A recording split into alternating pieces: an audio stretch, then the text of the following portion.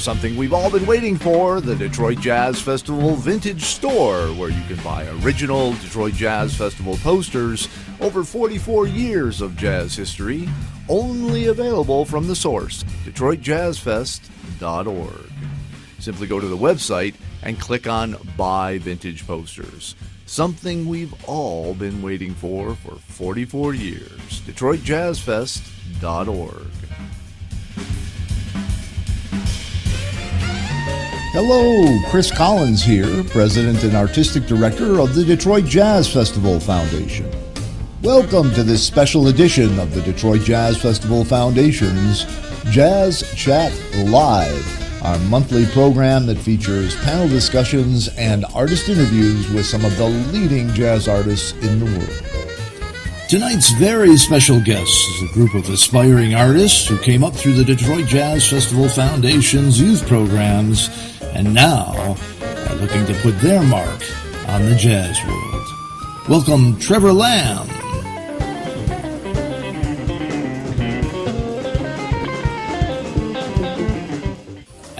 Dennard.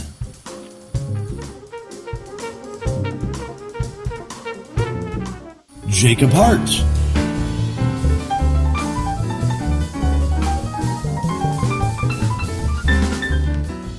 And Kahlil Childs.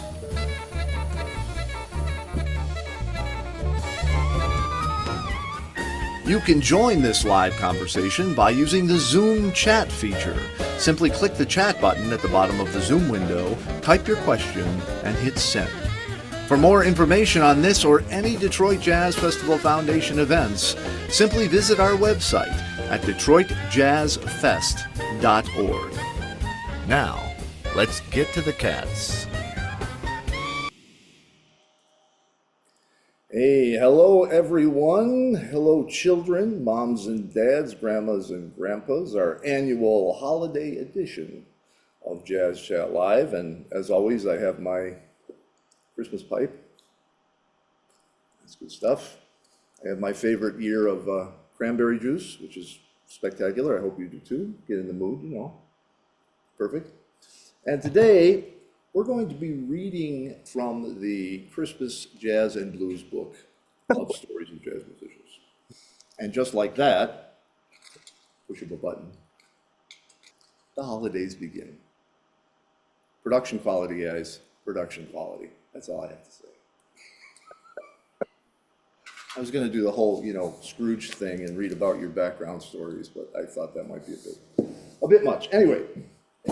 We are here for something really special and fun because sitting with me here on Detroit Jazz Festival Foundation's Jazz Chat Live are four musicians who I've known for quite a while, for good reason. They're really powerfully creative, innovative, and hardworking musicians. And in jazz, you have to have all of it. It really doesn't work if you're just coming at it from one perspective. And what I love about the four of you, seeing you together, is each and every one of you have brought a very unique point of view and a very consistent point of view. And consistency is a big thing because it defines who you are and what you're honestly committed to. In life, in politics, in music, the commitment, the belief in your processes, in your art, in your creativity, and always challenging that. Even if I often talk about if you get a bad review in a magazine, it can be seen as a very negative thing, and most cats, cat didn't get it, But you can use that as a way to challenge your art, your perception, your works, and if you come out of the other end and you say no, that the guy was off base. This is happening, then bravo to you. And sometimes you come out of the other end of that if you're being really honest with yourself that Cat was right. That first track was a little loose, man. And that's really the goal of an artist is complete, utter, blunt honesty with yourself and with others, so that you can become everything you can and want to become, and enjoy the journey along the way, not just posturing for success. And all of you have embraced that in various ways. And of course, we have a couple generations here, so. We have some things to talk about, and what I want the folks to get to hear a bit about is your past, present, and your vision for the future and all the things that are going on in the world and how you might see that affect what you do as a jazz artist. So I guess, you know what, I would love to start, and we can just go round robin on this. The idea of think of one. I know it's always hard. It's like name your favorite player. It's not that, but it's like think of is there something in your youth? Maybe it's quite early on. Maybe it's a little later that that really put you on the path. It inspired you, but it gave you information you didn't have before. Maybe it was a mentor. Maybe it was an opportunity. Maybe it was a recording. Maybe it was a self-contemplation moment, but that really put you on the path of being a creative jazz musician with all the good, bad, and beautiful that comes with it. Does anyone have such a story that they'd like to share, or a moment in their lives they'd like to share that has to do with that? Alan, I know you got to have one. Neat. I'll go first. Yeah. Alan Dennard. Yeah, definitely. I think uh, probably the biggest moment in my youth that made a real impact for me to even like jazz or uh, try to navigate through the music um, was probably, I would say, fifth, sixth grade. DeBlon Jackson. She is a Detroit flautist, and she's also a great educator. And I think it was fifth grade, she introduced me to Miles Davis. And I really didn't like him, actually. I thought he was kind of boring. But there was something about, I really liked his,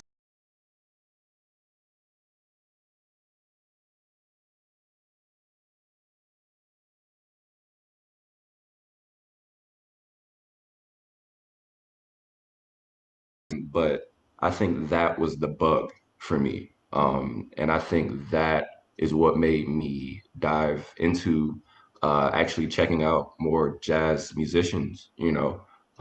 So through middle school, every now and then she had us we were in this jazz combo called the Jazz Kids.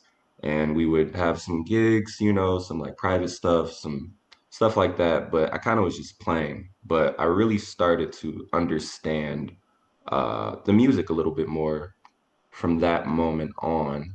And, you know, kind of the rest is kind of just history. I started looking at Lee Morgan, Woody Shaw. I kind of found like cats like Roy Hargrove a little bit late. But yeah, that was the moment.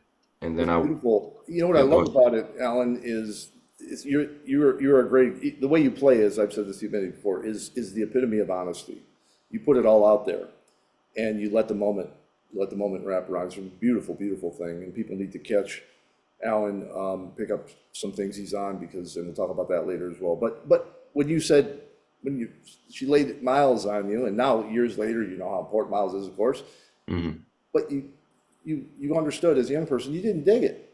You were Hmm. looking for something else, and it took the investment that we all have to put into jazz, whether we're patrons or players, to understand what this art and what the communicative elements are, to understand how amazing Miles Davis is. But that Hmm. honesty to be able to say, you know, most cats will say, "Oh yeah, I heard Miles when I was 3, and you know, that's it. That was it. I put a trumpet in my hand." And, you know, so Right. that's a beautiful thing, and it's a great story, and it's a great story about somebody that did something very special for you.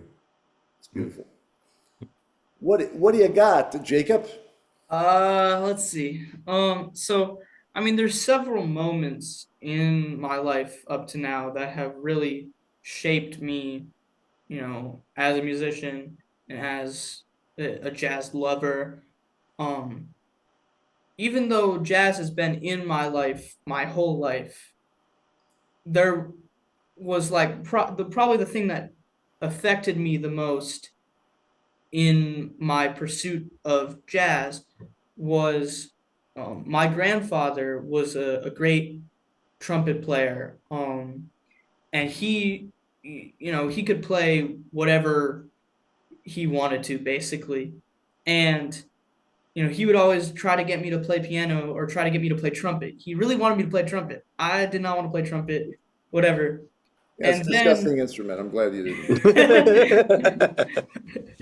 but I didn't want to play trumpet, and I saw the piano, and I was like, I can actually see what I'm playing. I Mm, like this. This is a good instrument. And so I started playing like rock and, you know, fusion stuff rather than just, straight ahead jazz because that was what my dad listened to. He was a big, right. rock person. And so I joined like a rock school or something. And, I played and played.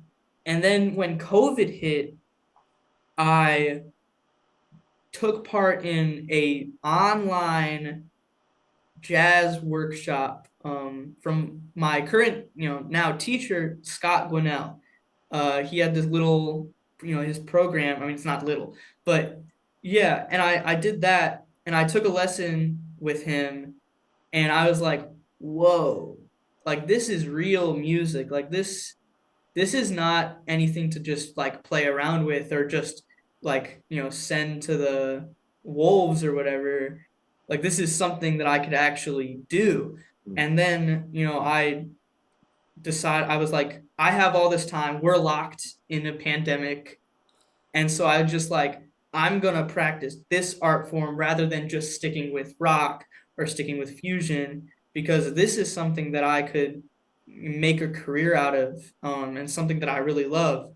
So I just kept listening and listening and learning, and then joined programs like CMS and did JC Hurd and did all of those, and it really just shaped my entire career was from being locked down for however long we were locked mm. down for. No, I mean, that's a great story. It's a great use of the pandemic. I often tell people when they talk about the pandemic, look, myself included, there were a lot of musicians, I didn't even know we were on lockdown. And when I found out, I thought, this is great, man. I can practice and write all day. No one's asking me to leave the house.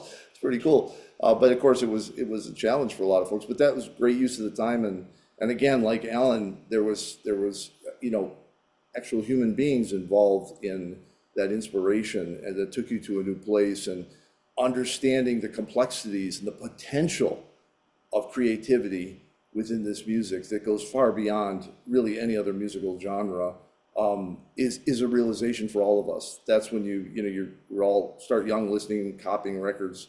But when you get an understanding of the ear part, the theory part, the communicative part, and you start to realize the potential is unending. And that's what makes, I think you have to have the kind of mind that wants to be in a world where you're never going to get to the destination, but you're going to have a hell of a ride on the way. And it's a beautiful thing.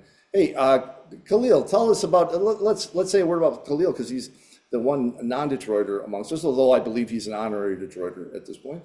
Kahlil, I first ran into you. You had come down with your dad from, where are you living at in San California? Diego, California, San San Diego. Diego. Oh my gosh, we felt so special that somebody from San Diego would come all the way to Detroit.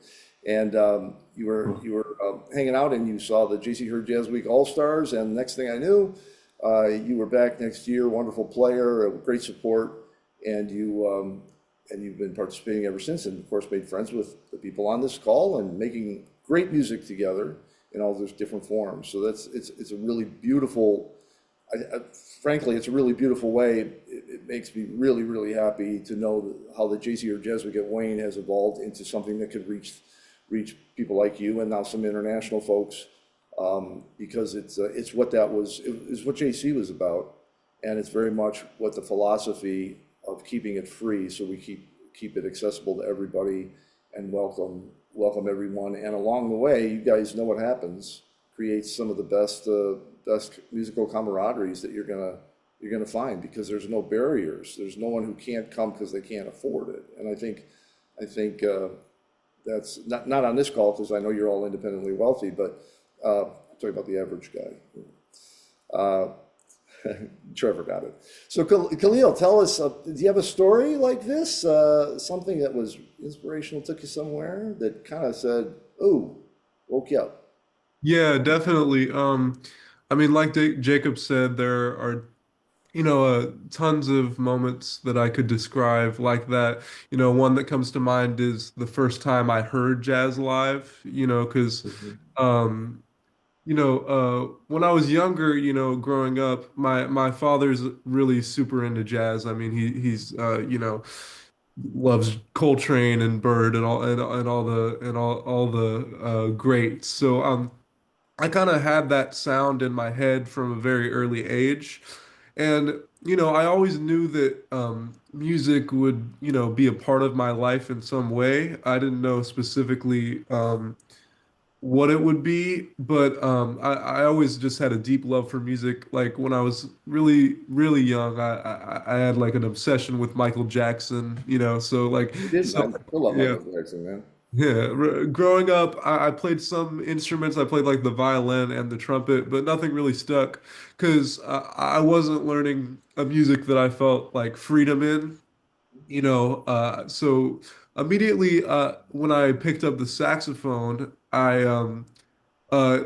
started playing and I was having fun, but there's a jam session in San Diego at this place called Panama 66, this restaurant, and it's run by a great trumpeter named Gilbert Castellanos, and uh, so my dad took me to see the house band at the jam session, and it's one thing to hear, albums, over a stereo or something, but to see musicians actively creating music together, it just completely blew my mind to see that, and just to see the freedom of how spontaneous their creation was. And I had never really heard anything like that before or seen anything like that before. So I immediately fell in love.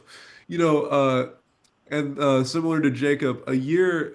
So I started playing and I joined a like after school jazz program here, but a year after I started playing the saxophone and really getting into music, the pandemic hit.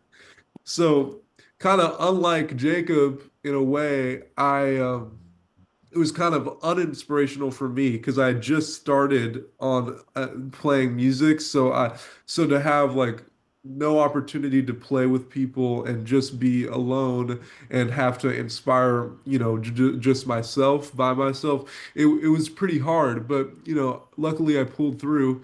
And, I mean, kind of moments, as the question is describing. I mean, meeting amazing mentors along the way was definitely super helpful. Like my mentor Kamal Kenyatta and Charles McPherson. So, I mean, both of them are from Detroit, Sure. and and just working with them obviously was incredible. And then actually, a moment I can describe is actually Trevor. The first ever place I played in Detroit when I came there was at your jam session at Parts and Labor, so which happens Tuesdays, every Tuesday. So everyone should come out to those. Um, just that, and also playing at Cliff Bell's, meeting Alan, and playing with Jacob, someone exactly my age.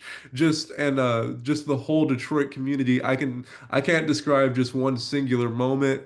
Playing the Detroit Jazz Festival was absolutely amazing as well. JC Hurd, all these.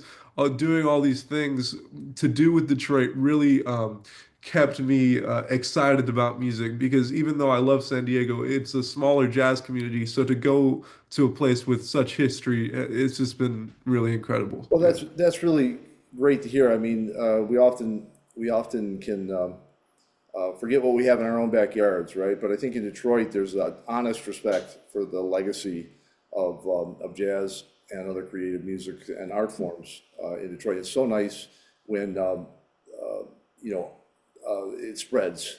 There's a diaspora of the Detroit vibe, and you mentioned a couple of really important things. I mean, hearing music. I don't care if it's an orchestra, a jazz group, a great solo accordion player. You know what I mean? There's something about the waves banging around in the air, how they hit your skin and your ears and your eyes, and how it makes you feel. And I often have neophytes. I say, go to a jazz club, and then go home and write down on a piece of paper what the experience was like. And it's really fascinating what affected them. And it's often more about the environment and the overall vibe as opposed to specifics, of course. But the other thing you mentioned is really, really important. And it's always been important to the foundational players of Detroit, something we have to really keep alive, which is there's a perceived and accurately perceived notion of freedom in jazz, and there is freedom, but that freedom only works when all the foundational craft elements are in place, which we spend our lives honing, not so that we can play faster, higher, and louder, but so that we can have a more fluid use of our tactile senses, more relaxed, so our mind is open to spontaneous communication. And it's often, there's inaccurate assumptions that jazz is really just about the freedom and emotional part. And we know there are some players that are on one side of that fence or the other more or less. And yet, I think what's really important is to show people, as you guys have all expressed so far, that once you begin to understand what's really going on in jazz, it can either be inspirational, it can be scary, or it can be something you just don't even want to deal with because it's too big of you don't have a bookshelf big enough to house that idea. And I think that's something I hope that stays alive and well. It was certainly important to my mentors in the generation before me and many of the heavies. But it's something that is often missed. People gravitate towards the obvious. You mentioned it, Alan, the emotional, the exciting, the energy, and you can follow that path and it can be successful. But you guys are musicians, you know in two notes if what's going on up there is the real thing, or it's 50% real and the rest is show business, or if people are really, as Winton once said, playing the audience as opposed to playing the music. And these are really important things. And I think what you guys have been talking about is how those kind of things kind of opened your mind to just the beautiful possibilities. And you were the kind of people that wanted to be a part of that. And it's a beautiful thing. I won't talk anymore. I'm going to turn to Trevor. Already got a plug for Parks and Rec. So let's make sure we keep doing that on Tuesdays. What time is your jam sessions on Tuesdays? Every Tuesday, 8 to 11. At Parts and Labor on Allen Road in Melvindale. I've been doing it. In May, it'll be 5 years. So it's been happening for a good amount of time now. Good, congratulations. And I've been to those and all the variations, your version, Jeff Pedros's version. There's a real beautiful mentoring thing going on. That's all passing on the language. And you've talked to me in the past about that move in your life to understand the value of what it brings to you, but also what some of the old guys told you along the way about repertoire, about American standards and then American jazz standards and the crossover and the mix, and why that's so important. There's a reason that stuff makes sense. It's because it teaches us a lot of foundational skills that can be applied and manipulated elsewhere. And you really came around on that. And I can remember hearing you play out there. I was just like, wow, Trevor, you're a different player. Every time I hear you, it's a beautiful thing. So whether we can just talk about Parts and Labor, or you can give us a great story about. I got two, just like Alan, Jacob, and Kahlil all said, there's many moments, right, that point you in the direction you're going. But there's two big moments that come to mind. And the first one is my high school big band. Paul Keller runs a great big band night at the Zalgaz Grotto on Monday nights. And his big band plays an opening set. That was the first time I ever saw a big band play. Blew me away, right? And then in between, there's a relief set where either a community college band, a university band, a high school band, a middle school band, plays a relief set to help bring people in the door and also give the guys a rest in the house band, right? So it's, I think, my sophomore year of high school. We go to Paul's place, we're playing, and then I ask him about what's going on, and I didn't know who Ray Brown was, and that blew his mind. He's like, "You play the bass and you don't know who Ray Brown is? What are you doing?" And so that night he's like, "Listen, on your way home, you cannot wait. You need to listen to Night Train by the Oscar Peterson Trio, and you need to listen to the Oscar Peterson Trio +1 Clark Terry." And when I listened to that Clark Terry record, Ray Brown, and We Get Requests was the other one. you know? And so hearing Ray Brown on those 3 records, that's like what solidified, oh yeah, I love this music. You know, I love the bass. I love this music, right? And then the moment that made me want to actually pursue this as a career was the summer of my junior year of high school. I did my first Jazz Week at Wayne, JC Heard Jazz Week at Wayne. And I remember this moment so clearly. I think about it a lot. I was in David Taylor's combo. We were playing the Blues Walk, right? And Kayvon Gordon was there. I either he was there giving a presentation or he's just hanging out because, you know, that's the vibe of the community here, right? People want to give back, right? So he was there and he looked over at me and he's like, I forget who the drummer was in the combo, but he looked over at me and he's like, what are you thinking about when you're playing with him, when you're playing time with him? And then I remember responding, man, I'm just thinking I don't want to slow down. I don't want to drag. That was my only thought. And he's like, man, you're really missing the point. You're missing the point of this music, right? He's like, that's not what this is about, you know? And then I didn't really quite get it. But then later we were still rehearsing that song, you know, the came on and the Burning Cats had left and we're rehearsing, we're going through it. And Dave Taylor explained the idea that you need to be listening to everyone around you while you're playing, everyone who's playing every note, and you listen to every note, and then you base your next decision off of the information you're hearing.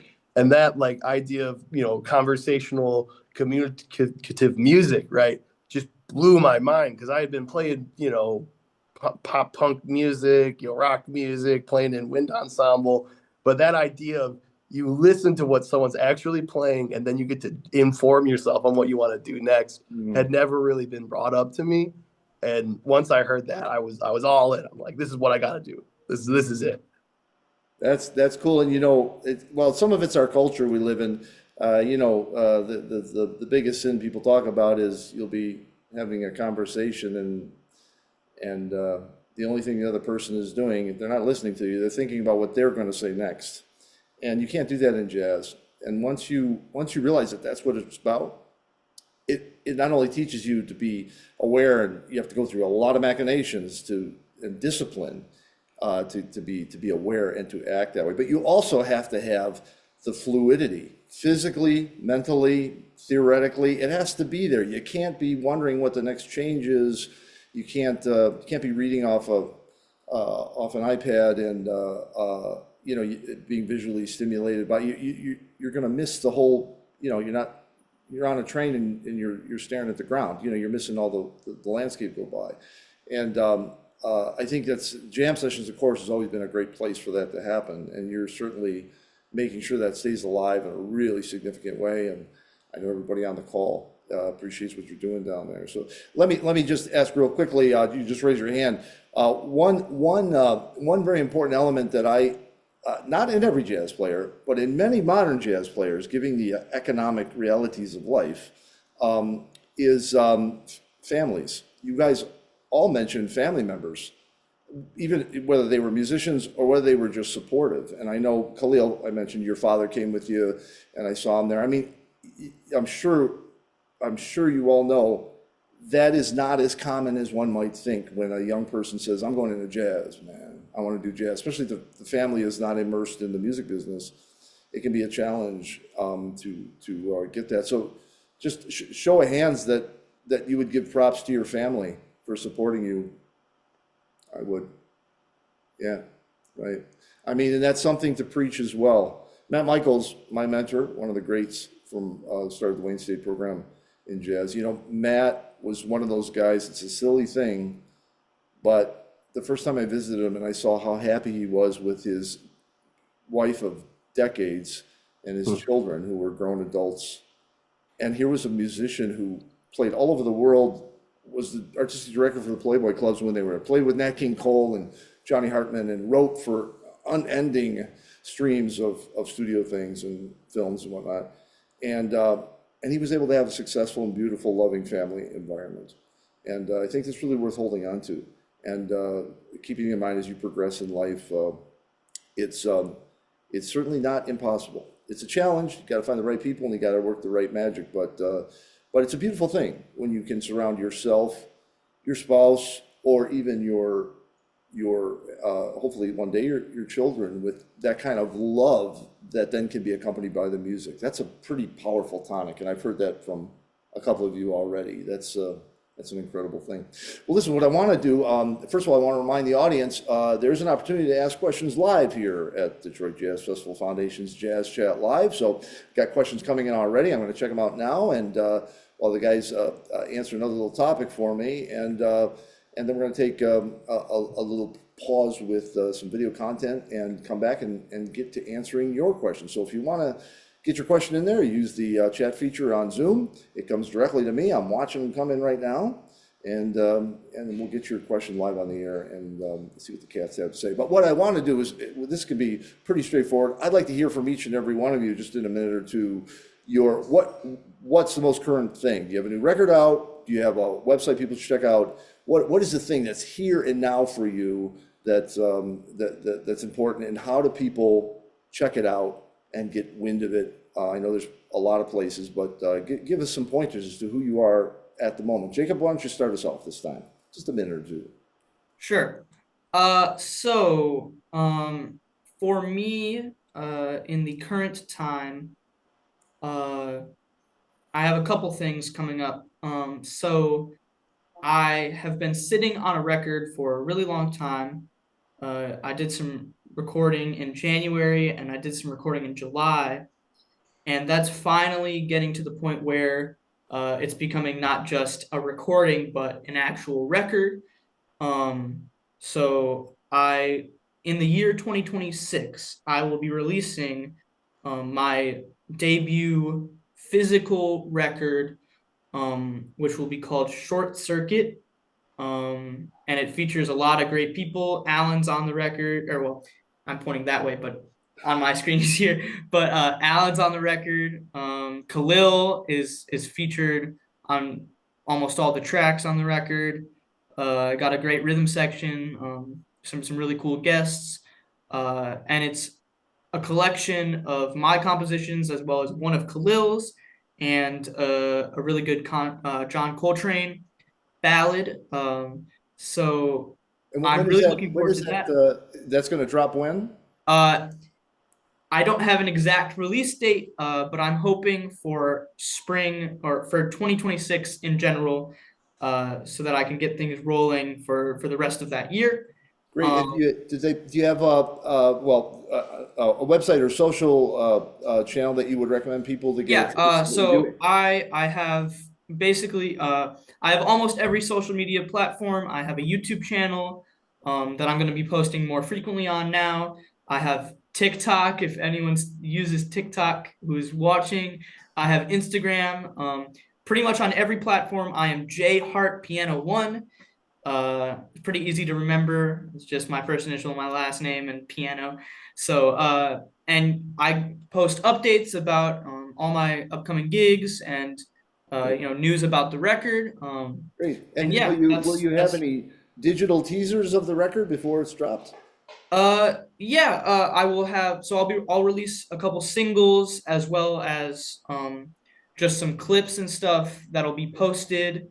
I'll send you some stuff as well. Yeah, if people follow you, they'll get a taste of what's happening, and everyone around town here knows. But this broadcast is wider than that, and got to check out Jacob Hart, man, and especially his first record. You want to say you were there, and you heard him firsthand. So that's a beautiful thing. Alan, you always have a lot of things going on, and you got a lot of creative ideas.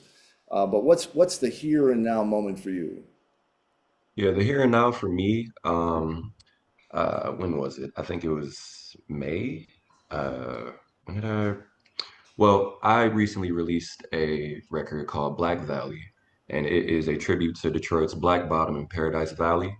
And that record, I really wanted to capture the liveliness, the energy, regardless of, for those who don't know, Black Bottom and Paradise Valley were neighborhoods and areas in Detroit from like 1920 to the 1950s. And, Black Bottom was like a business district, and Paradise Valley was the entertainment district. And regardless of the impoverishment and poverty and all that, uh, they were still able to maintain a very, uh, just enjoyable is, I won't say enjoyable because poverty sucks, but they loved their life regardless. And I think that needed to be captured in music.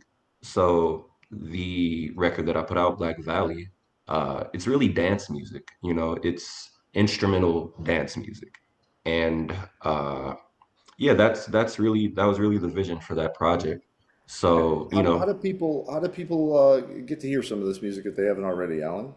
oh yeah, of course it's on Spotify, all Good. the digital streaming, but you can if you want to follow me or anything like that, Alan Dennard on Facebook, Alan Dennard 313 on Instagram. I do not have TikTok because I just can't do it, bro. I can't do it. I have a website, www.alandennard.com. Yeah, you can just And, keep up and with me. Allend. Ennard. Yes, I should be spelling that. Yes. There you no, no, that's good. Two Um, L's and two N's. yes, yes. People tend to spell my name wrong, actually. Great. So Well, thank you. listen, you got yeah, it's a tremendous record, and your live performances are incredibly engaging, and you've been cited by many as someone who's bringing together different musical genres in a very sophisticated but accessible and groovy way. And one thing I really love, Alan, you might remember this is a few years ago. We did really the only festival left standing. We did that television production of the festival in 2020. It was like 40 hours continuous, right? Mm, And you and I sat and talked on a mm, program similar to this or an interview, and it was during the riots mm, and all of the abuse that was going on and coming to light at that time. It was a crazy, genesis of things that exposed systemic issues that needed to be addressed in much more serious ways than just checking boxes and doing mm. ceremonial things. So things have to change, and it was very serious. You're a young man, and I remember at the interview you came in ready to talk about it. It was the discussing point, and what we talked about was you being an artist, you have this really unique opportunity to take those points of views, perspectives, ideas, and even the fight itself and turn it into something that is, for me, more meaningful, but more ethereal, more accessible in a way than a direct debate, which words are always confusing. You have music, you have poetry, you have your ideas of how you perform as an artist and how you act as a human being, and you can express that through your art. And so when I heard what you were doing with the Paradise Valley and Black Bottom stuff, I think that's so right on, man, because you can bring ideas and concepts to life without it being about words that could just ruffle feathers and immediately turn people, into their prejudice or into their assumptions, and nothing is them. Where music can be massaged a lot of different ways, people can interpret it different, but it's your outlet for these kind of things. So bravo to you. Keep on it, brother. You really doing something beautiful there, man. Thank you. Hey, I want to get to you two guys in just a second, and we have a whole bunch of questions coming in, and I'm going to be addressing those when we come back. But right now, we're going to take just a minute to give the guys a break in here. A very important bit of a story about something almost all these guys were involved in, which is the J.C. Hurd Jazz Week at Wayne.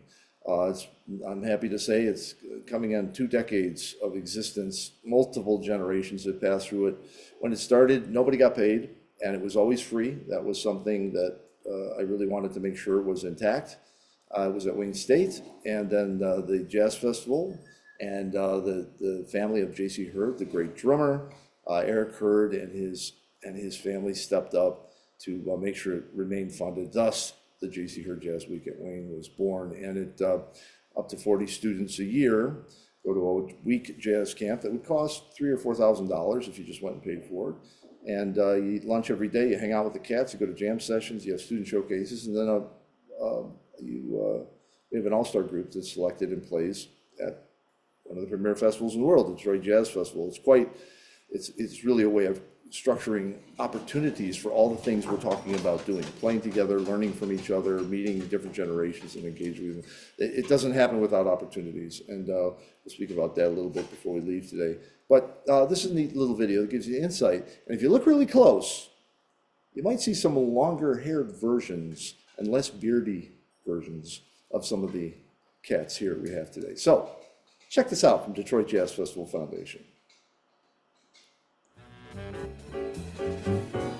Open to all jazz students in our region, the J.C. Hurd Jazz Week at Wayne is a one-week summer jazz camp which combines the artists of the Detroit Jazz Festival with the jazz faculty and academic excellence of Wayne State University and the inspiration of legendary jazz drummer J.C. Hurd. It's a great experience for young musicians. In the morning we split it to different groups, like some groups will go to theory and other groups will go into combos.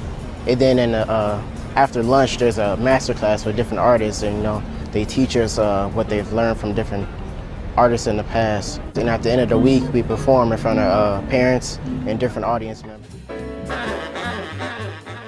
Serving 40 students each year, the J.C. Hurd Jazz Week at Wayne is a premier jazz camp that, unlike most youth jazz camps, is free to all students, all of which are selected based on talent. The result is a highly diverse and inclusive student body as a result of all students attending based on talent, not financial ability. More knowledge of the music, and I felt like this program would help me and push me to where I need to be, and it has so far. This is one of the art forms that I know where everyone's invited. It's no, oh, you have to be this race, this person, or you have to be this type of way to play the music. Like, it's open to any and everybody. Under the guidance of leading artist educators, students study improv, ensembles, historical styles. They have jam sessions in area clubs and present a culminating concert. All students perform in Dr. Balade's brass band at the opening of the Detroit Jazz Festival, and select students are formed annually into the J.C. Hurd Jazz Week All-Star Ensemble and play on stage for a feature set.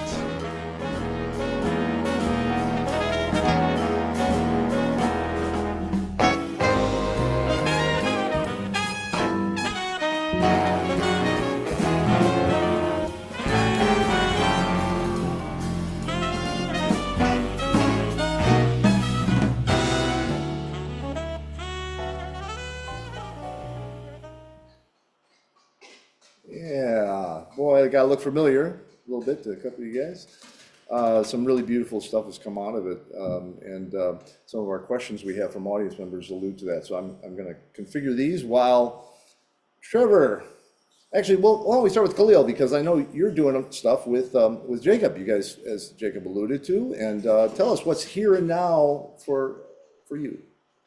Well, first of all, definitely check out Alan's record. It's awesome. I have it on. I was trying to find it. It's great. Just check that out. Yeah, definitely. Yeah, also check out Jacob's record when it comes out. Definitely. I know everyone who was a part of it are extremely proud and just had a great time making it with Jacob and playing his tunes. And it's always awesome working with Jacob since we were 14 and hopefully for our whole lives. But in terms of what I'm doing, so you can find me on my YouTube channel, which is just my name, Kahlil Childs, spelled Kahlil, Childs, Childs. And so you can find me on YouTube. I also have a website that's just KahlilChilds.com, again, just my name.com. And yeah, all where I'm playing is posted on the website, and performances are posted on the YouTube. So yeah. Check it out. Great. We'll wait for that new record drop. Trevor, you're doing all kinds of stuff. We had some real fun together over the years. You and Alan being around for a bit longer here, there's some real history, and I have great respect for both of you in the evolution that I've witnessed. And I always think back to that wonderful trio. We went over to Japan, you, me, and Sean Dobbins, right? Yeah, man. We let loose, man. Boy, That was a blast. It was playing in trio format and everybody really got into it, and you just stepped up on that, as I knew you would. That was a very, very fun and engaging thing. I was so happy you could be there and do that. But what's happening? We talked about the jam session was so important, but what's happening now? So recording wise, I have like a couple things, in the can that I'm kind of a little bit more like. I have a cordless quartet project that we've done a couple recordings of. I have like an avant-garde saxophone trio recording. We're So sitting very, on very commercially saleable things. You're gonna make a lot of money from those. Yeah, exactly. Right. That's our goal, man. We're trying to get rich, of course, that's what I'm trying to do.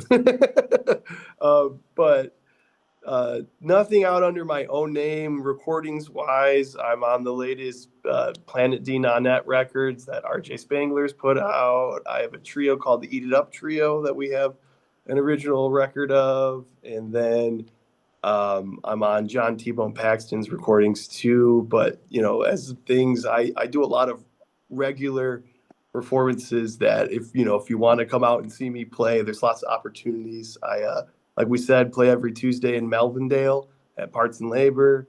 I play every Friday and Saturday at Bar Rotunda, which is downtown Detroit.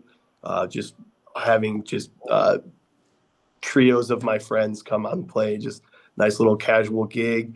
The last Sunday of each month, I play with the PD9 at the Caju Cafe. And so that's my regular gigs. Please come out to them.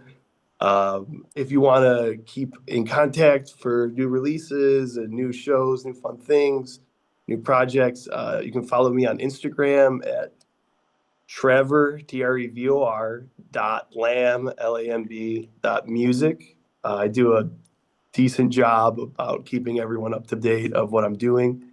And then also I've been planning just, not super regular, maybe every couple of months, I'll try to do a little bit of a bigger show at a nonprofit called Spread Art, which I believe Kahlil, Jacob, and Alan have all been involved with sessions we've done over there. Sean Perlmutter and Tom Bartlemay put through together a really nice festival called Slop Fest over there that featured tons of great local music of all different genres. My last show I did there, we played all the music from Over the Garden Wall. And then we did a beautiful Brazilian culture celebration day this summer that was all about Brazilian music. We had samba dancers teaching samba lessons. We had capoeiras doing capoeira. Right. And so, not too much stuff coming out in the recording wise, but lots of things that you can come and see in real person and, be a part of what Kahlil was describing, actually feeling the music around you. I talk about it often. I've had the great luxury of working with some of the great cats, that were before me. Red Rodney and Claire Fisher, Quincy Jones. Mel Torme blew me away. Incredible writer, incredible musician. And I listen to these cats, and we talk about Ella Fitzgerald, we talk about Sarah Vaughan, the ease, Ray Brown, the ease with which they play, what they play is stunning. That doesn't happen because they're in the woodshed or they're hanging out in the studio. That's because they're playing a lot.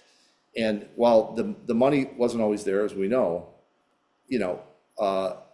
jazz musicians, when the community was smaller and quite strong, even though it was small, you're talking about cats, especially if they had a little commercial success, they were doing 300 to 325 dates a year.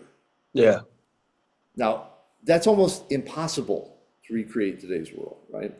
But the one thing that Detroit provides, and I believe it's why Detroit is so important, is it provides opportunity to play, to engage. Even if it's a casual jazz gig, at a bar or whatever, but you're playing the repertoire and you're serious about it, some beautiful things can happen, and you can learn a lot, and you can carry that with you forward. But you got to be out there playing, man. And the more you can play, mixed with, all the practicing and study and breakdown that you have to do, they go hand in hand. It doesn't work without any one of those ingredients. But the old cats, they had it right, man. All the old guys would tell me, man, just stay in the game. You know, Yeah. this scene burns out for you, start this. This record peters out, you have another one. Get over to different countries, get over to the international scenes, and make a presence of yourself there, and learn what you can and bring what you can. And that's so you playing all the time is just as important as recording. In fact, one of the questions was about building community as much as building an audience. And with all the devices we have, it's a long conversation to be sure. And you all are using those, and it can be kind of frustrating because anybody can tap into that and say whatever they want and promote. I've seen some great websites that were very disappointing in person. And you know, at the end of the day, it's who you are when I'm sitting in that room with you listening to you play. That's what it comes down to, right? There's another question here, and there's a couple of them that allude to this, so I'm going to use this because we've got about just 10 minutes left here, believe it or not, on Detroit Jazz Festival's JazzChat Live. Got a lot of questions, but I'm going to consolidate a couple here. This is such an important thing, man. Dig. It's kind of what we've been talking about. For me, yeah, Detroit has an incredible legacy of musicians, but there are some other incredible cultural things that were so important in our city that allows jazz to flourish and to grow, as well as other creative arts. What I kind of push back against a little bit is, you know, to me, the key to the Detroit thing in creative arts is like in the industry.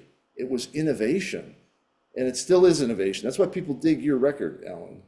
The innovation is immediately present, and that is the genius of what this music strives for, which is to build on the legacy so your foundation doesn't have any holes in it, and your skills and your understanding and your historical knowledge and ability to participate. That's where playing again comes important, because if you guys have never played Dixieland gigs with really good players or traditional New York swing, you got to do it, man. It's heavy. It'll change your mind about what you do, right? So there's that, but it's what you do on top of all that that matters. It's that innovative part, and that's what Detroit's really known for. In every corner of Detroit, people surviving and flourishing and creating a Black economically sustainable community in Black Bottom, or an entertainment district in Paradise Valley, by creating that community that supported the poverty elements that were present, the prejudice, the racial tensions in our city. Things found a way to happen, and a lot of it was because of community and people coming together, and this town is known for that. But it was then, how do you innovate within that environment? Because we just don't all have a bunch of money to throw at stuff, so you got to make it happen. And the same thing on the bandstand. You can't just throw a bunch of notes at it. I don't care how fast or how good your technique is. It's in the end about music. So what this question is about, how do you honor the tradition while still creating something new? We won't get to everybody, but does anyone have a profound thought about that? We all agree the tradition and the history is absolutely essential. You can never stop learning the history. I think as musicians, we can all agree with that. I think, Kahlil, go. Kahlil had his hand up. Go. Okay, all right. You're older. You get to go first. I guess so. So I think something that is really important that I think the city of Detroit really values is that like hard bop and bebop tradition. You can go out to jam sessions here and hear a Horace Silver tune played with the proper intro, the proper melody with harmony, great solos, proper shout chorus. Oh, they actually take just the back half of the head out, and then the proper ending to the song. People are playing songs like the recording and trying to really capture the essence of the vibe, right? And so I think something that the city takes really important is you have to learn the musical language and the musical tradition in order to have a foundation for you to build your innovative house in. Like we were talking about Alan, we're going to use him as another example, right? Like Alan can play all this great traditional bebop, all this great hard bop, but when he's making Alan's record, he's building upon that tradition and adding to it, right? And I think that's something that this city really puts a focus on, is you need to inform your new sound with sounds from the past to honor the lineage. And you can't get lost on either side of that. You can't get lost. I know Joe Henderson Curtis Fuller, Pepper Adams, they wouldn't want somebody 40, 50 years later just doing their stuff as the basis of their entire artistic existence, right? But that you can get stuck in that, right? Because I can't tell you how many people want to do a tribute to so-and-so at the jazz festival. It's great, especially if it's, a meaningful thing. We all have to do that, but the innovation part, man, and you guys, every one of you in different stages of your life, are touching that. You're finding an innovative way to use the language that you've learned, and you're playing within that. And a shout out to Alan, just real quickly, because it's something very special I always like to emphasize for every musician listening here.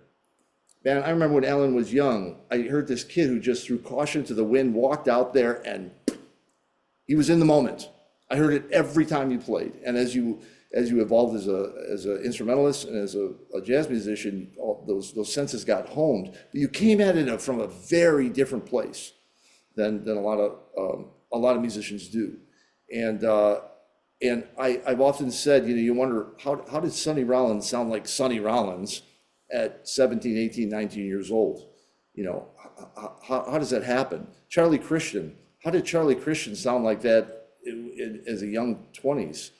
Well, I don't think they looked at jazz they were studying, and Sonny hung out on Coleman Hawkins' doorstep, but their complete understanding of what they were there to do was be innovative and put their own voice out there from day one, not ignoring the study and the absorption of others, but the goal was very, very different. And I often hear young achievers like yourselves with that understanding that you're not here to just recreate. You're here to understand all that, be able to do that just as a craftsman, and then to build on it. And I think that's so very, very important. Kahlil, you had a thought about this? We got a few minutes left. Can you give me something in a minute? Yeah, yeah, I agree with everything you both said about it. But when you are learning this music, you realize like I'm still learning, obviously, but like in the past when I have been learning, you realize that there are these masters that completely change the way people think about music. And I think the key statement that I'm making is the people that people talk about way after their time on Earth is over are the people that push the music forward in some way, whether that be Louis Armstrong, basically, making jazz, more or less, but or be Bird or Dizzy or Train or all the way up to Miles and all these different people. And you're not throwing names of just good players here. When we're talking about these people, we're talking about monumental American global heroes that took everything that came before, and they were able to add this layer that did not exist before them. And their community, their ensembles, their bands worked to develop and create that. And that is one of the things that makes Detroit special. The environment is open to that. We can live here relatively, cost effectively. We can find places to rehearse. Ken Cox, that band, introducing Ken Cox, that didn't come out of the blue. These guys practically lived together and rehearsed every day for hours on end. You can't do that in every city, as you know. Jacob, do you have a thought about it? 30-second thought. Okay. To make my thought as short as possible, or well, it's not going to be short as possible, but it's too late already. But so with what I think about when I hear, the phrase honoring the tradition, or, got to play with what has been, is very much thinking about everything that we are playing currently is the tradition. There's not really, oh, you have to play like this. People will say, oh, you got to swing, you got to tip, you got to do this, you got to do that. I think that what we are doing and bringing our own characteristics into the music is completely what has been the music and this art form. And so when I, try to practice and stuff, yes, I'm listening to everything that has come before me, but I'm not just taking that and throwing it back. I'm taking that and then seeing where it can where it can lead myself. And This is so, exactly what I'm talking about, Jacob. That thought process that you just laid out is common to everyone on this call. And it leads to, you approach music with, you want a total understanding. So when you listen to Barry Harris or Herbie, you get it, man. You know what they're doing, or you figure it out until you get it. Next time you hear it, you know it. This is what musicians do. But that ain't the end of the train track, you know. Then you have to do is find out ways to practice that stuff creatively and find what you love and discard the things you don't really love, and it creates you. It creates you as an individual artist. But that thought process of the goal is actually endless innovation, not mastery of the craft. But one goes hand in hand with the other. And unfortunately, we are about out of time. I was going to give Alan some time, but Alan, everyone's giving you props tonight. So everyone's going to buy your record. You're probably going to sell 12 or 13 of them before the end of the. Yeah, I appreciate y'all for all the just good feedback of the record. Like, thank you guys so much. You did not have to do that, but thank y'all. Thank you. Heartfelt stuff, and all these guys, you can follow them. You talked about their. In fact, you can just literally follow Alan in your car, and he's got CDs in his trunk. He'll happily set you up. Listen, we got to wrap it up here. I do want to wish everyone a very happy holidays. We have a big weekend coming up. We'll be at the Dirty Dog with Detroit Jazz Masters, Dwight Adams, David Taylor, Jeff Pedros, Cliff Monier, myself. We're doing some brand new reworkings of holiday classics in a very sophisticated way, which is a big challenge, as you guys know. You can't just play Frosty the Snowman, and then blow over the changes. It doesn't work that way. And then Sunday at the Wayne State University at the Gretchen C. Valet Jazz Center is 3 o'clock. It's a free concert of the resident ensemble of the Gretchen C. Valet Jazz Center Orchestra with all the heavy cats in town. Dwight Adams, Marcus Elliott, Ron Kischuk, Paul Keller, Cliff Monier, it's Dave Taylor, it's a collection, and brand new innovative arrangements, also celebrating holidays in different cultural directions there. So that's some really special stuff. And then Monday, you can be in the live audience at the Gretchen C. Valet Jazz Center for the taping of one of our Jazz from the Cellars this Monday at 5:30, featuring the Wendell Harrison Quintet, which will be a lot of fun. We all love Wendell. And so a lot going on this weekend, getting the holidays off to a good start. I've officially turned the tree on. I haven't quite finished my cranberry juice. I'm going to do that now. And actually, I'm looking forward to opening my Christmas present. I don't know what I got, but I'm very excited about it. Until next time, Alan Dennard, thank you. Jacob, thank you. Trevor, thank you. Kahlil, thank you, man. Guys, I hope you have a blessed and joyous holiday season. I know I'll be hearing your music, and hopefully we'll get the time to make music together. I love you all, and I love where you're going. You are the hope for all of us, and you're doing it, man, and you're doing it right. It's the real Detroit tradition, the tradition of innovation. So bravo, and all the best to you and your family, and all of you out there. Thanks for joining us on the Detroit Jazz Festival's Jazz Chat Live. We'll see you next time. Take care.